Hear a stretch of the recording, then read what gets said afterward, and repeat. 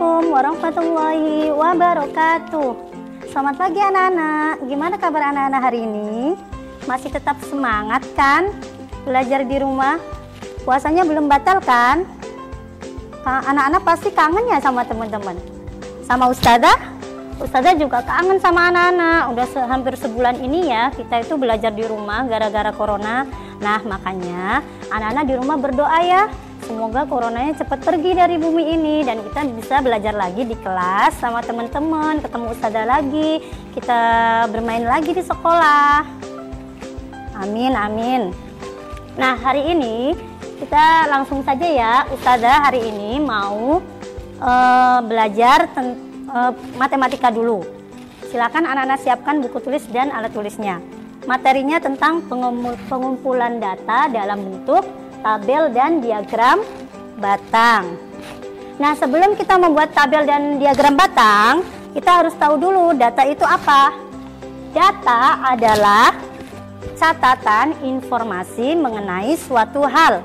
Misalnya, data tentang mata pelajaran yang disukai siswa kelas 3. Nah, pengumpulan data itu dapat dilakukan dengan cara pertama, wawancara, yang kedua pengamatan langsung atau kita kenal dengan observasi, yang ketiga menyebarkan kuesioner. Kuesioner itu daftar pertanyaan yang harus diisi. Nah setelah data itu terkumpul, sudah melakukan wawancara, pengamatan langsung atau menyebarkan kuesioner, kita dapat menyajikan datanya dalam bentuk tabel dan diagram batang. Coba kita beri contoh, Ustazah beri contoh dulu ya. Pertama, contohnya misalnya,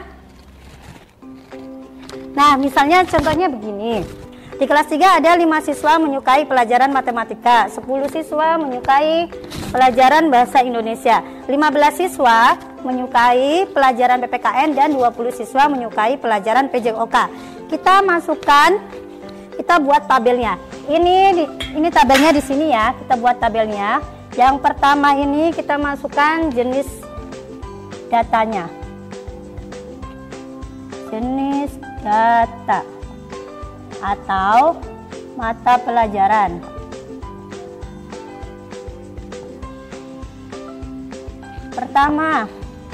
Pertama ada matematika.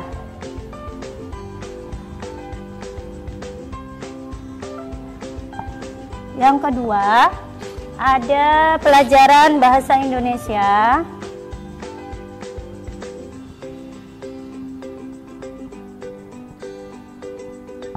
Yang ketiga ada pelajaran PPKN.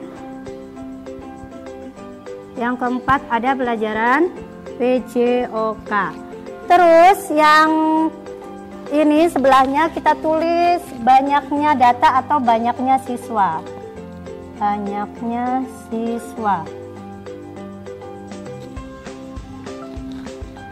Di soal disebutkan matematika ada 5, bahasa Indonesia ada 10, PPKN ada 15, dan yang suka PJOK ada 20. Nah, yang di sini dinamakan tabel. Bentuk tabelnya, pengumpulan datanya dibuat seperti ini. Selanjutnya kalau diagram kita lihat ke bagian sini. Ada garis tegak dan ada garis mendatar. Yang mendatar ini kita sebut dengan sumbu X dan yang tegak ini adalah sumbu Y. Sumbu X ini kita tulis untuk jenis datanya, mata pelajarannya. Pertama matematika, Ustazah singkat ya MTK. Yang kedua bahasa Indonesia, Ustazah singkat bahasa Indo, sudah jelas di situ ya. Yang ketiga PPKN, dan yang keempat PJOK. Nah kalau garis yang tegak ini pada sumbu Y kita tulis untuk banyaknya siswa atau angkanya. Ini angkanya yang paling banyak adalah 20. Jadi nanti kita tulis ini sampai 20 saja, biar nggak terlalu banyak.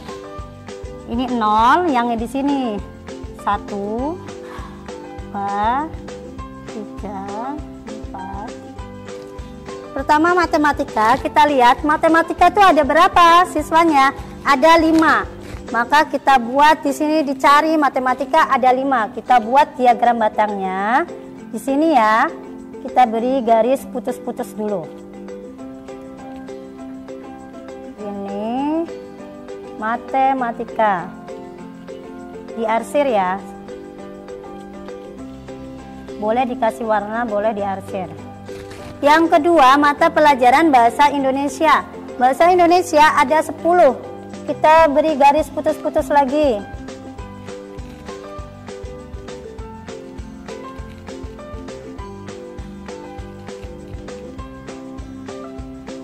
Nah, kita bikin diarsir begini atau dikasih warna. Yang ketiga, ada mata pelajaran PPKN. Mata pelajaran PPKN ada 15. Kita beri garis lagi angka 15 di sini. Kita beri arsir lagi yang ini. Terus yang terakhir adalah mata pelajaran PJOK. Kita beri garis putus-putus lagi.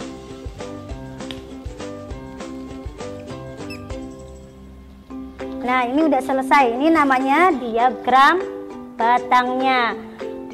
Setelah kita buat diagram batang, dari sini kita bisa membaca, bisa dibaca yang paling banyak, siswa yang paling banyak menyukai pelajaran adalah mata pelajaran PJOK. Yang paling sedikit siswa menyukai pelajaran matematika. Nah, kalau ditanyakan selisih pelajaran PPKN dan bahasa Indonesia itu berapa? Kalau selisih anak-anak sudah pernah Ustazah jelaskan ya. Kalau selisih berarti dikurangi.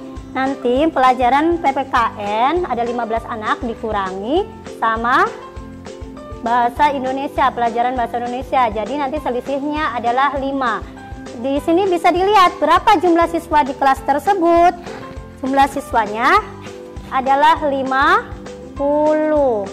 Ini jumlahnya di sini ya, ditulis jumlahnya adalah 50. Nah, inilah gunanya tabel dan diagram batang untuk bisa membaca informasi lebih mudah dipahami. Nah, itu saja yang Ustazah dapat sampaikan hari ini. Ustazah kasih itu PR untuk anak-anak di rumah. Nanti coba ditulis ya, dikerjakan. Tugasnya adalah coba kalian hitung peralatan makanan yang ada di rumah. Boleh itu 4 saja, piring, gelas, sendok, dan garpu. Nanti kalian buat tabel dan diagram batangnya. Setelah itu nanti kalian cari itunya yang paling banyak mana, apakah garpu, apa gelas, yang paling sedikit juga mana. Terus jumlah semuanya juga berapa. Silakan ditulis ya. Nah, itu saja pelajaran kita hari ini. Ustazah pesan sama anak-anak, jangan lupa di rumah tetap sholat duha, sholat wajibnya dilaksanakan, murojaah hafalan surat-surat sama ayah dan bunda, patuh sama ayah bunda, dan selalu jaga kesehatan dan berdoa sama Allah Subhanahu wa taala semoga kita selalu sehat. Amin amin ya rabbal alamin. Sampai jumpa anak-anak. Wassalamualaikum warahmatullahi wabarakatuh.